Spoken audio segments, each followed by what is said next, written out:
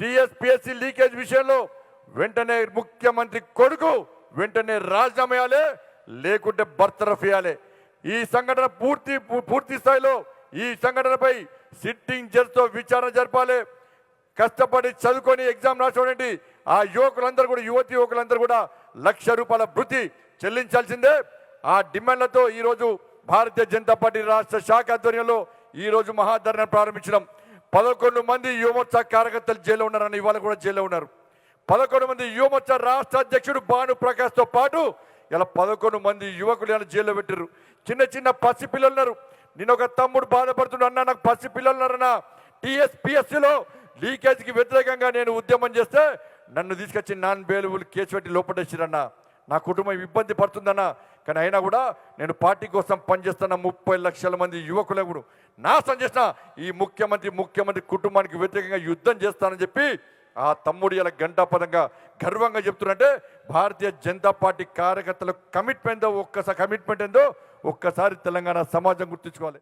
ఏ out sourcing ఉద్యోగాలు ఉండదని చెప్పి కేసీఆర్ గారు స్వయంగా అసెంబ్లీలో ప్రగల్భాలు పలికిండో ఇవాళ ఆ కాంట్రాక్ట్ల ఉద్యోగుల సిస్టమ్ పోలేదు, అవుట్ సోర్సింగ్ల ఉద్యోగుల సిస్టమ్ పోలేదు.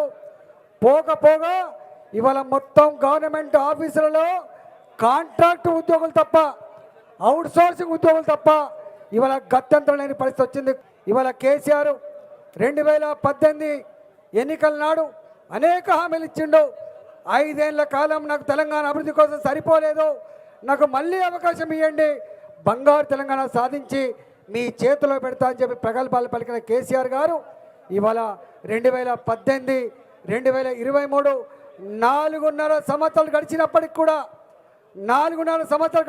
కూడా కేవలం గ్రూప్ 4లో ఒక 8,000 ఉద్యోగాలు మాత్రమే నింపిండు. మిగతా అన్ని కలిస్తే కూడా ఇంకో 3,000, 4,000 నింపిండు. మొత్తం కలిస్తే రెండవసారి అధికారంలోకి వచ్చిన తర్వాత కేసీఆర్ గారు ప్రభుత్వపరమైన ఉద్యోగాలు నింపింది కేవలం 11,000 పైచలకు మాత్రమే. అంటే నిరుద్యోగ యువకుల పట్ల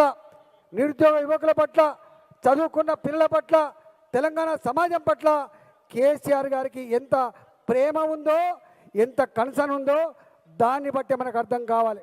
మీరేమన్నారు? ఎవరో 2 సన్నాసులు ఆ వ్యవస్థలో లోటుపాట్లు చేస్తే, తప్పులు చేస్తే మీరు మొత్తం వ్యవస్థనే తప్పు పడతారా అని అడిగినరు. సిట్ ఇన్వెస్టిగేషన్ పూర్తి కాకంటే ముందే 2 దోషులని నువ్వు సర్టిఫికేట్ ఎట్లా ఇచ్చినావో కేటీఆర్ ఒకసారి చెప్పాలని చెప్పి ఈ సందర్భంగా అడుగుతా ఉన్నాం. నువ్వు 2 దోషులని ప్రకటించిన తర్వాత సిట్ ఈ రోజు వరకు 13 మందిని అరెస్ట్ చేసింది, 80 మందికి ఇంకా కొత్తగా నోటీసులు ఇచ్చింది. అంటే కేటీఆర్ మేం చెప్తుంది నిజమా, నువ్వు చెప్తుంది నిజమా అనేది ఒకసారి ఆలోచించాలి. సిట్లో ఉన్నటువంటి అధికారులకి నిజంగా చిత్తశుద్ధి ఉంటే మొట్టమొదట మీరు చేయాల్సింది ఏంటంటే అక్కడ ఉన్న సీసీ ఫుటేజ్ని మీరెందుకు సీజ్ చేయలేదు అనేది ఒక్కసారి మీరు చెప్పాలి. సీసీ ఫుటేజ్ సీజ్ చేస్తే చైర్మన్ ఛాంబర్ ఎవరు తీసిండ్రు, సెక్రటరీ రూమ్ ఎవరు తీసిండ్రు, ఆ రూమ్లోకి ఎవరు ఏ రోజు ఎప్పుడు వచ్చిండ్రు అనే విషయాలు తెలుస్తూ ఉంటాయి. ఇవేవి చేయకుండా మీరే ప్రకటించుకొని రాజశేఖర్, ప్రవీణ్లు 2 ముద్దాయిలు, మిగతా వాళ్ళంతా శుద్ధ పూసలని చెప్పి మీరు ఇన్వెస్టిగేషన్ని పక్కదారి పట్టించాలని చూస్తారు. అందుకనే సిట్టొద్దు, సిట్టింగ్ జడ్జి ముద్దు అని చెప్పి భారతీయ జనతా పార్టీ పక్షాన ఈ సందర్భంగా డిమాండ్ చేస్తూ ఉన్నాం. సీఎం అంటే క్రిమినల్ మినిస్టర్, క్రిమినల్ పని చేసేది కేసీఆర్ గారు ప్లెజర్, ఇల్లీగల్గా దందాతి చేసేది కేసీఆర్ గారు ట్రెజర్. ఇది కేసీఆర్ గారు నిజ స్వరూపం. చేసేవన్నీ ఫ్రాడ్ పనులు, దాంట్లో మళ్ళీ బేరో, ఆయనకి కావాల్సింది లాభం. ఇవాళ ఈ యొక్క లీకేజ్ విషయంలో వాళ్ళ పార్టీకి చెడ్డ పేరు వచ్చిందని, కొడుకుకి ఆయనకి చెడ్డ పేరు వచ్చిందని ఏమంటున్నారంటే, మేము ఏ అభ్యర్థులు రాసి మోసపోయారో వాళ్ళకి పుస్తకాలు ఇస్తాం, ఫీజులు మాఫీ చేస్తాం, భోజనాలు పెడతాం అంటున్నారు. మీకు ఏమైనా దిమాకుందా? 30 లక్షల మంది జీవితాలతో ఆడుకున్నారు కేసీఆర్, సిగ్గుందని అడుగుతున్నాను నేను. ఏం ప్రభుత్వం అయ్యా మీది? ఇవాళ లీకేజ్ చేసి 30 లక్షల మంది భవిష్యత్తు మీద దెబ్బ కొట్టారు. గతంలో కూడా గ్లోబరీనా విషయంలో పాస్ అయిన వాళ్ళు ఫెయిల్ అయ్యారని లీకేజ్ ఇవ్వడం వల్ల 32 మంది విద్యార్థులు చనిపోయారు. పోయిన వాళ్ళ ప్రాణాలు తీసుకొస్తారా? వాళ్ళ కుటుంబాన్ని ఆదుకున్నారా అని నేను కేటీఆర్ నిన్ను అడుగుతున్నాను. నేను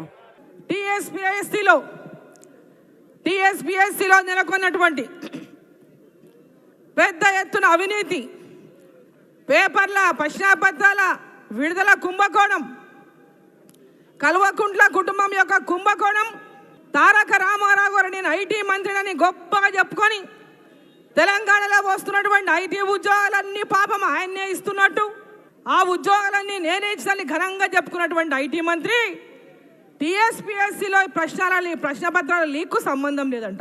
అంటే వాళ్ళ గొప్పదనమేమో ఘనంగా చెప్పుకుంటారు, వాళ్ళ గొప్పదనం లేకపోయినా వాళ్ళ వైఫల్యాలేమో కప్పిపుచ్చుకుంటారు దబాయించి.